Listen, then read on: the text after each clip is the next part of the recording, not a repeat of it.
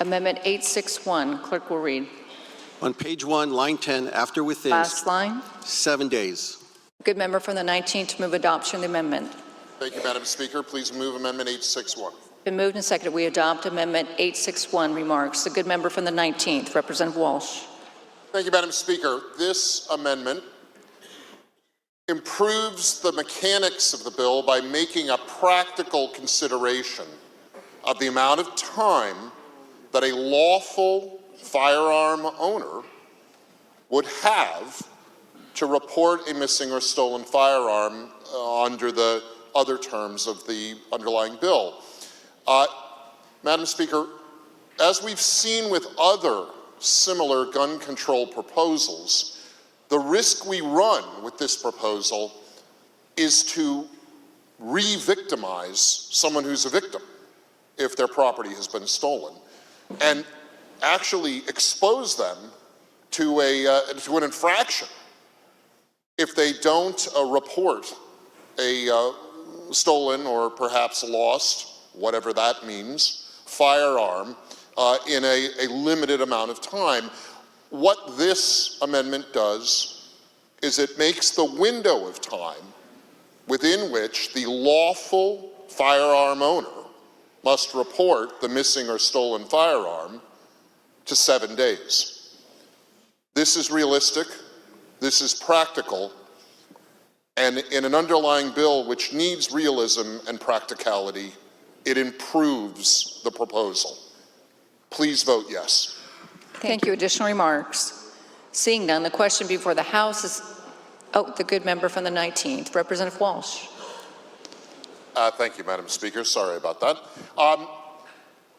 Madam Speaker, when we want to achieve desired ends in public policy, as in human resources, as in business management, as in many contexts, there are two ways we can try to affect behavior: positive reinforcement and negative reinforcement. The underlying bill is negative reinforcement. It is threatening law-abiding gun owners who've been victimized with punishment if they don't behave in a certain way. This amendment redirects the underlying policy proposal to positive reinforcement. It encourages good behavior rather than punishing bad behavior. Now, I'm well aware that certain of our colleagues in this building say that strong penalties deter criminal behavior, but I think we emphasize the negative too much, Madam Speaker. And we need to emphasize the positive. That's what this amendment does. It turns a negative situation into a positive resolution. We need to do that, Madam Speaker, wherever we can. This accentuates the positive. And in that spirit, please vote yes on the amendment. Thank you. Additional remarks? The good member from the 19th, Representative Walsh. Thank you, Madam Speaker. Really bad bill. Please vote no.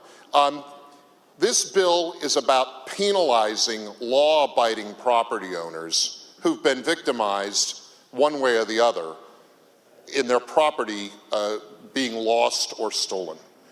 Now, we can quote statistics about how gun violence is caused by X or Y or Z factor, but that's not the fatal flaw in this proposal, Madam Speaker. The fatal flaw in this proposal is that it re-victimizes someone who's already been victimized.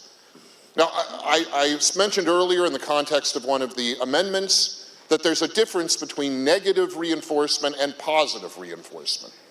We all want to reduce crime in this state, Madam Speaker. It's a growing problem. But I think that we need to stop focusing on negative reinforcement about gun ownership and find positive ways to proactively deter criminal action. Now, this proposal may intend to reduce crime, Madam Speaker, but we have seen similar proposals pass into law in this state, and our crime rates are going up, not down. I recommend we put this proposal aside, Madam Speaker, and focus instead on fighting crime. That will reduce crime. Please vote no.